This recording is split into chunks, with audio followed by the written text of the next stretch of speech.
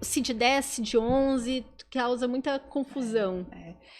Agora, o CID-10 ele é muito desatualizado, né? Se a gente for olhar no CID-10, ele ainda tem muitas questões que a gente não usa mais hoje, né? Então, o DSM-5 é de 2013, né?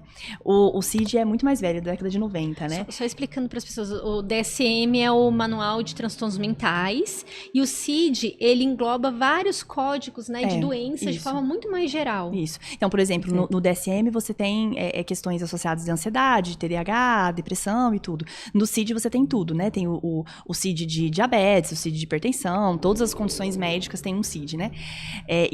O CID, a gente estava na versão 10ª, né, que é o CID-10, e o CID-10 é da década de 90, então ele foi muito anterior ao DSM. Então, no DSM-5, a gente já não tem, por exemplo, a síndrome de Asperger.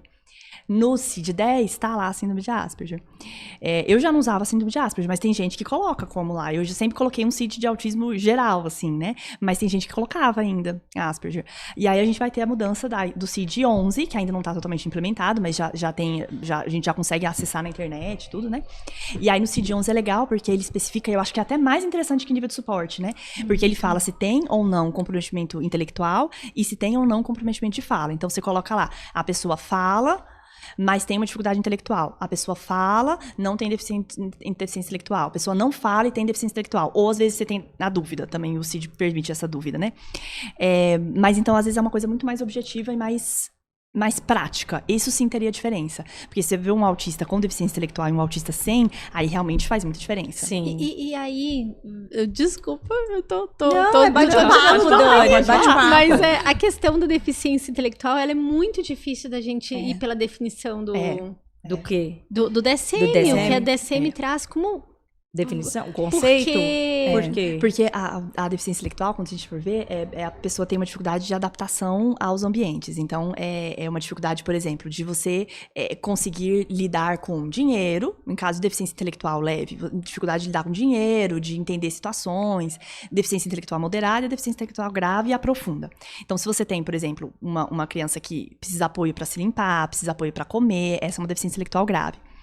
E aí, se você for ver lá, as dificuldades adaptativas, elas são muito semelhantes ao que tem de dificuldade no autismo, né? Então, se você for ver uma criança nível 2 de suporte, ela precisa de apoio em muita coisa. Então, se você for ver só pela definição lá, você fica na dúvida se tem uma deficiência intelectual associada ou não. Não te dá um norte. E a gente tem a neuroplasticidade também, que é difícil você diagnosticar DI antes dos 6 anos, né? Muito difícil. E assim, existe as pessoas também é uma dúvida que eu recebo muito nisso.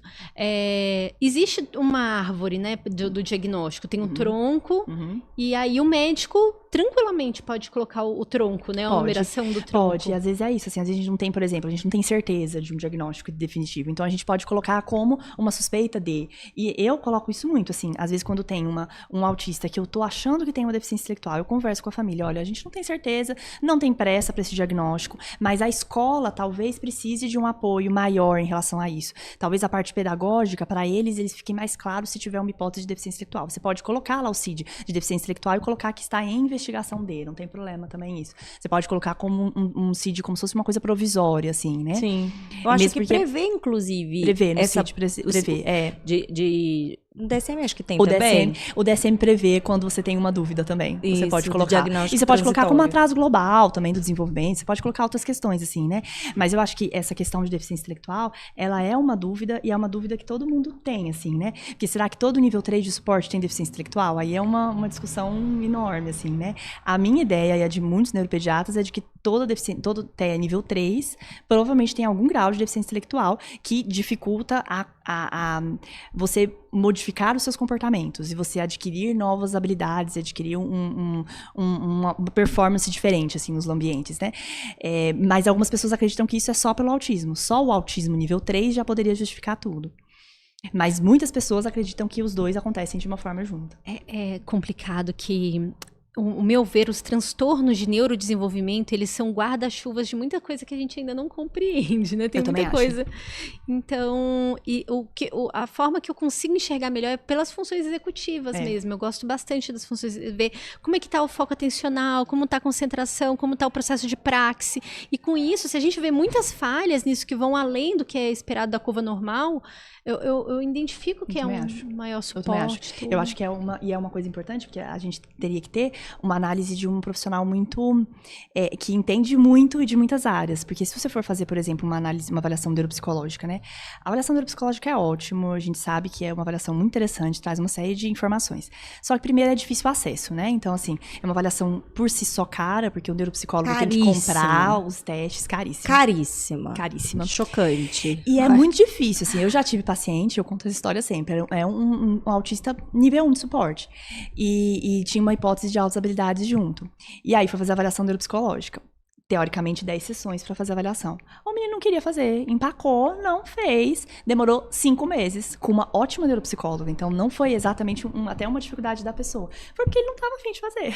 Então, ele não deve ter, provavelmente, performado tão bem quanto ele poderia. Então, o potencial dele deve ter ficado totalmente não foi preciso, né, para avaliar, não né, foi. Esse instrumento. Tá se discutindo muito as avaliações de inteligência para autismo, né? Tá tendo muita discussão sobre isso, porque nós, como autistas, a gente não tem esse eu esqueci agora o termo, fugiu, esse inclínio pro social, a gente a gente evita. E a avaliação depende disso. As avaliações, eu adoro fazer avaliação, eu adoro fazer teste, que você me entrega um teste, eu vou lá fazer meu teste. Mas esses testes que exige interação. Dinâmica de grupo. Isso é super legal. Dinâmica de grupo? Não. Alguém aqui acha que é legal? Você acha? Depende pra quê. Eu não gosto disso, não. Eu sou a única que curte dinâmica de grupo. Vai. Não, deixa eu explicar, ó. Dinâmica de grupo. E, tipo, aquela... Não, desencana. Não, essa não parte é. Melhor não vou me comprometer com o que eu vou dizer. Não, eu gosto de dinâmica de grupo assim, pra galera. Isso. Só. Mas dinâmica de... Não, porque é aquele pessoal que ensina e vai, participa, não é comigo. Isso aí eu também tenho. E eu tenho uma vergonhinha alheia, assim, eu tenho dificuldade de assistir uns negócios meio de coach, a galera lá, motivacional. E dinâmica de RH, de empresa, de avaliação. Não, mas isso é vergonhoso, no caso. Aí até mesmo pra quem é sociável. Acho bem desconcertante. Mas como nós não temos isso, é muito difícil da avaliação, processo avaliativo, porque exige conexão. E aí, as pessoas subestimam muito as técnicas de controle instrucional, que é uma coisa que eu bato muito de frente. Que existe técnica para isso. Não é porque você é um ótimo profissional, não. O primeiro passo é você se tornar interessante para a pessoa. Eu consigo falar horrores com você, porque você é minha amiga. Mas chega um aqui e começa... Trava. E aí, Dani? Sim. Mas a Dani, a gente já se falava um monte online, né? E tudo. Já, assim, confidentes. Sim. Mas a gente ainda não tinha se encontrado pessoalmente. Não agora, né, galera? Porque a Dani aqui, nós estamos juntos. Mas é a primeira vez que a gente se encontrou, a Dani pensa, ali assim, né? Do tipo, são etapas, né? Que você vai chegando ali e tal. Então é óbvio, e isso a gente que já tinha uma intimidade de meses super conversando. Então, a gente colocar de frente com uma pessoa pra te, assim, questões reflexivas, assim, então é confuso. É complicado. Muito. Aí complica você fazer esse resultado a avaliação, ela exige muito da pessoa. Você, quando está sendo avaliado, qualquer coisa, você já sabe, você está num ambiente diferente, porque as avaliações, a pessoa não vai para casa da pessoa, ver no ambiente natural. E aí entra uma coisa que eu tenho batido muito de frente. Eu acho que daqui a pouco eu vou estar batendo na porta da pessoa, gente, vamos estudar fluência comportamental, vamos falar sobre fluência. Porque quando você começa a ver no ambiente natural a taxa de aprendizagem, o quão ele retém essa aprendizagem, quanto ele consegue usar essa habilidade para adquirir outras coisas, para acessar outras coisas, e a rapidez desse processo, eu acho que é um grande indício para... Eu acho que é muito melhor do que uma avaliação.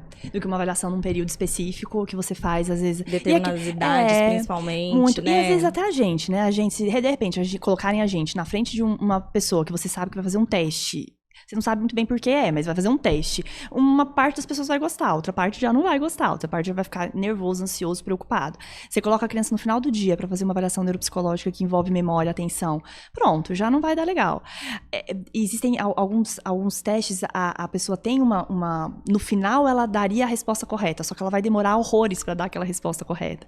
Então, tudo isso influencia tanto que eu acho que, claro que a avaliação neuropsicológica tem um papel, mas ela não dá tudo aquilo que a gente gostaria. Não é uma resposta única que, tipo, para todos, né? O que vale para todos porque tem momentos, fases, e ver o que de fato compensa, principalmente considerando o valor, o custo, né? Exatamente. Então, nem sempre aquilo é o melhor caminho, né?